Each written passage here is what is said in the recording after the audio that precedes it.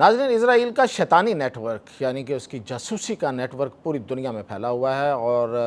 امریکہ تک اس سے محفوظ نہیں ہے۔ کیسے پکڑے گئے وہ امریکہ میں، کیسے پتہ چلا، کتنی جاسوسی ہو رہی ہے امریکہ کی اسرائیل کی طرف سے، اور ایک ترک انٹیلیجنس نے بھی ایک منصوبہ پکڑا ہے، اور یہ منصوبہ تھا کہ وہ فلسطینیوں کی اور فلسطین سے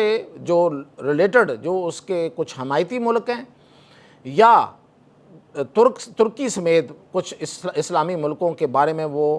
کوئی ایسی انفارمیشن اکٹھی کر رہے تھے کہ وہاں پہ وہ تباہی پھیلانا چاہتے تھے، ڈیٹا اکٹھا کر رہے تھے، جس طریقے سے انہوں نے لیبنان میں کیا تھا پچھلے سال، آپ کو یاد ہوگا، پیجر دھماکے کیے تھے۔ اس طرح کا ایک منصوبہ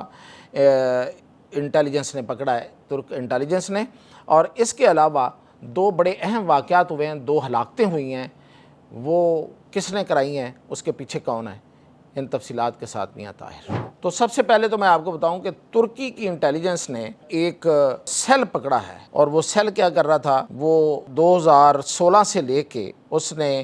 اسرائیل کی انٹیلیجنس کے لیے وہ کام کر رہا تھا، اور اس کا مقصد یہ تھا، وہ بیرون ملک شیل کمپنیاں ہوتی ہیں جو بیرون ملک بنائی جاتی ہیں اور جن کا کوئی جو اونر ہے اس کا پتہ نہیں چلتا، یعنی کہ کمپنی ہے لیکن جو اس سے فائدہ اٹھا رہا ہے اس کا کوئی پتہ نہیں چلتا۔ تو شیل کمپنیاں بنا کر یہ لوگ یہ کر رہے تھے کہ فلسطینی شہریوں اور فلسطین کے اندر جو ٹارگٹس ہیں اس کے بارے میں انٹیلیجنس اکٹھی کر رہے تھے، اور پھر یہ کہ ڈرون، مختلف لوگوں کو، مختلف ملکوں کو ڈرون کی ضرورت پڑتی ہے، ہر کوئی ڈرون خریدنا چاہتا ہے، اچھے سے اچھا ڈرون خریدنا چاہتا ہے، تو اس کی سپلائی چین میں گھس گئے تھے۔ یعنی کہ اگر کسی کو اسرائیل کا ڈرون چاہیے یا کسی کو اٹلی کا بنا ہوا چاہیے یا کسی کو فرانس کا ڈرون چاہیے، امریکہ کا بنا ہوا ڈرون چاہیے، تو اس کی ایک سپلائی چین ہوتی ہے، یعنی کہ کچھ کمپنیاں ہوتی ہیں جو بناتی ہیں، پھر دوسری کمپنیاں ہوتی ہیں جو ان کو خرید کے اس کی پیکنگ کرتی ہیں، اور پھر جو جن کے ذریعے خریداری ہوتی ہے وہ پھر اس کو سٹور کرتی ہیں، اور سٹور کرنے کے بعد پھر جو خریدتے ہیں ان کو سپلائی کیا جاتا ہے۔ تو یہ ظاہر ہے یہ مختلف سٹیجز، مختلف کمپنیاں کام کرتی ہیں، ایک کمپنی اس میں نہیں ہوتی۔ تو یہ ان کمپنیوں کے اندر گھس گئے تھے، اور مقصد کیا تھا، ایک تو یہ کہ قطر ہے جیسے کہ، یا دوسرے سعودی عرب ہے، اس کے علاوہ ترکی ہے، ہو سکتا ہے اس میں پاکستان بھی ہو، تو ایسے ملکوں کے بارے میں اس کی ابھی اطلاع نہیں آئی پاکستان سے متعلق، لیکن یہ جو 2-3 ملک ہیں ان کے بارے میں اور فلسطین کے بارے میں، یہ ایک تو ان کے ذریعے فلسطین کی انفارمیشن حاصل کر رہے تھے، ظاہر ہے ان کے روابط ہیں، آنا جانا ہے، ملنا ملانا ہے، اور دوسری بات یہ ہے کہ یہ ملک جو ہیں جو اسلحہ لے رہے ہیں اس میں یہ اپنا کوئی شیطانی کام کر رہے تھے، اس میں تخریب کاری کا ایلیمنٹ شامل کر رہے تھے، جیسے انہوں نے جو پیجر ملے تھے، آپ کو یاد ہوگا کہ لبنان نے پیجر منگوائے تھے، لبنان کے حزب اللہ نے اور لبنان کی فوج نے، کہ وہ اس پہ رابطہ رکھنا چاہ رہے تھے، اپنے آپ کو، اپنی جو کمیونیکیشن ہے، آپس کے جو رابطے ہیں اس کو اسرائیل سے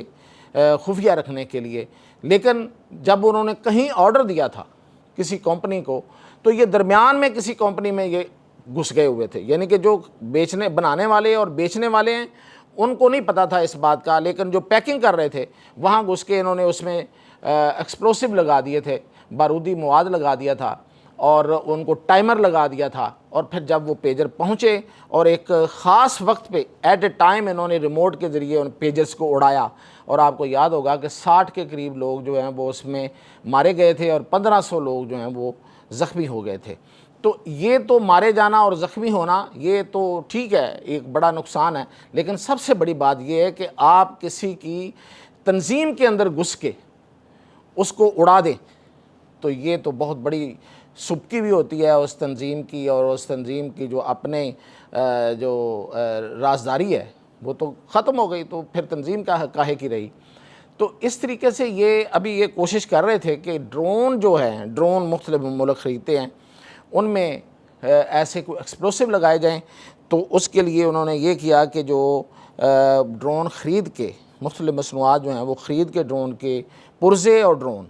دیکھیں لوگ جو ہیں وہ اسپیئر پارٹس بھی خریدتے ہیں، تو وہ خرید کے ان کی پیکنگ کرنے والی کمپنیوں میں گھس گئے، پھر ان کو سٹور کرنے والی کمپنی کے اندر گھس گئے، اور اس کے بعد پھر یہ کہ ان کو آگے پہنچانا، یعنی کہ وہ کوریئر ہوں یا جو بھی کمپنیاں جو آگے بیچتی ہیں، سامان کو سپلائی کرتی ہیں، وہاں تک یہ ان 3 جگہوں پہ یہ چلے گئے تاکہ اس میں مواد لگایا جا سکے۔ تو اس کو جو ترکی کی انٹیلیجنس ہے اس نے پکڑا اور اس نیٹ ورک کو توڑ دیا ہے۔ اس میں ایک ترکی کا بندہ بھی شامل تھا، اس کا نام MBD تھا، اور یہ MBD جو ہے یہ کمپنی بنا کے، شیل کمپنیاں بنا کے، تو یہ ایک عرصے سے 2016 سے یہ کام کر رہا تھا۔ تو یہ ایک بہت بڑا شیطانی نیٹ ورک جو ہے وہ پکڑا گیا ہے۔ اب میں جو اس سے بھی بڑی خبر ہے اس کی طرف آتا ہوں، وہ یہ ہے کہ امریکہ میں، یہ اب میں نہیں کہہ رہا، یہ کوئی اخبار نہیں کہہ رہا،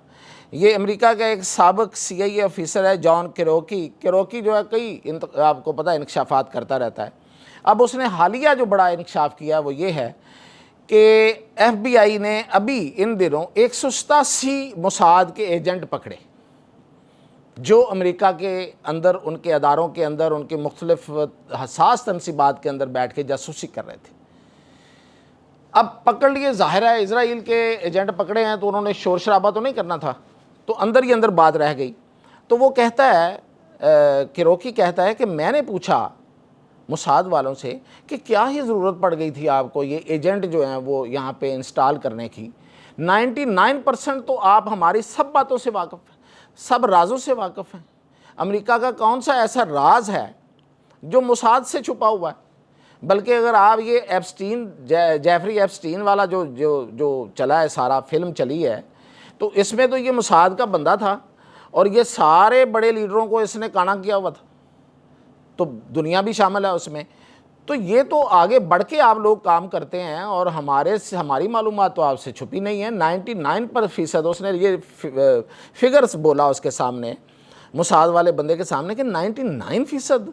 تو آپ کے پاس ساری انفارمیشن ہوتی ہے امریکہ کی، تو 1% اس نے کہا ہاں 1% بھی نہیں، ہم 1% کو بھی ہم پکا کرنا چاہ رہے تھے، ہم 1% بھی نہیں رہنے دینا چاہتے، منہ پہ کہہ دیا۔ اس چیز کا نام ہے موساد اور اس چیز کا نام ہے اسرائیل۔ یہ کسی کو نہیں بخشتے۔ یہ جو امریکہ ان کو فیڈ کر رہا ہے نا، ان کو دودھ پلا رہا ہے، ان کو جو کھانا دے رہا ہے، کھانا ہی دینا ہوتا ہے نا، اسلحہ بھی دینا، کھانا بھی دینا، پوری دنیا میں اس کی مدد بھی کرنا، اس کی پشت پناہی کرنا، اس کے کہنے پہ سب کچھ کرتے چلے جانا، اس کی بھی جاسوسی کرتے ہیں۔ یہ جو وہاں پہ ان کا جو APEC ہے، جو یہودیوں کی جو مدد کرنے والا ایک لابی سسٹم ہے، کیا خیال ہے ان کی نہیں کرتے ہوں گے؟ ہو سکتا ہے ان میں سے بہت سے لوگ جو ہیں، اور ہو سکتا نہیں ہیں کہ وہ ایپسٹین فائلز میں ہیں، ان کی فلمیں بنی ہوئی ہیں، گندی فلمیں، تاکہ ان کو کسی وقت بھی بلیک میل کیا جا سکے۔ اب اس ویلاگ کے آخر میں 2 اہم ڈیتھس ہیں، اہم قتل ہیں، ان کی طرف میں آتا ہوں، جو اب تک اطلاعات ملی ہیں وہ آپ سے شیئر کر لیتا ہوں۔ مزید اس کے بارے میں جو اطلاعات ملیں گی وہ بھی بتاؤں گا۔ ایک ایرانی ٹی وی کی پروڈیوسر ہیں، ان کو وہ مردہ حالت میں پائی گئی ہیں، قتل کر دیا گیا ہے اس کو یونان میں، ایتھنز میں، اور اس کی لاش ملی ہے، اور اس کے بارے میں یہ کہا جاتا ہے کہ وہ موساد کی ایجنٹ تھی۔ تو اگر وہ موساد کی ایجنٹ تھی تو اس کو کس نے مارا ہے؟ بہت کم چانسز ہیں کہ اس کو ایران نے مارا ہوگا یا ایرانی انٹیلیجنس نے مارا ہوگا۔ زیادہ چانسز یہ ہیں، جو کہا جا رہا ہے، کہ شاید وہ موساد کے لیے کوئی خطرہ بن گئی تھی، اس کے پاس کچھ راز تھے، تو موساد نے اس سے جو کام لینا تھا لے کے اس کو رستے سے ہٹا دیا۔ دوسرا جو اہم قتل ہے وہ ہے اشر ہیون جو ہے یہ ایڈوائزر تھا نیتن یاہو کا، اور کہتے ہیں کہ ریٹائر بھی جلدی کر دیا گیا، ابھی بڑا عمر اس کی ریٹائرمنٹ کی نہیں تھی، 2025 میں وہ ریٹائر اس کو کر دیا گیا، لیکن وہ ٹھیک ٹھاک صحت مند آدمی تھا،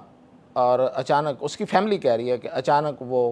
مردہ حالت میں پایا گیا۔ تو فیملی کہہ رہی ہے کہ اس کو قتل کیا گیا اور نیتن یاہو نے قتل کیا ہے۔ اب اس کے پاس کیا راز ہے یہ ابھی تک پتہ نہیں چلا، لیکن وہ بھی مردہ حالت میں پایا گیا اور فیملی اس کو قتل قرار دے رہی ہے اور نیتن یاہو پہ ڈال رہی ہے۔ یہ جو نیتن یاہو اور اسرائیل ہے، اس نے پوری دنیا میں غدر مچا رکھا ہے، اور ہر جگہ یہ اپنا خونی کھیل کھیلتے ہوئے نظر آتے ہیں۔ یہ کب رکے گا، کیسے رکے گا، یہ تو اللہ ہی جانتا ہے۔ اجازت دیجیے۔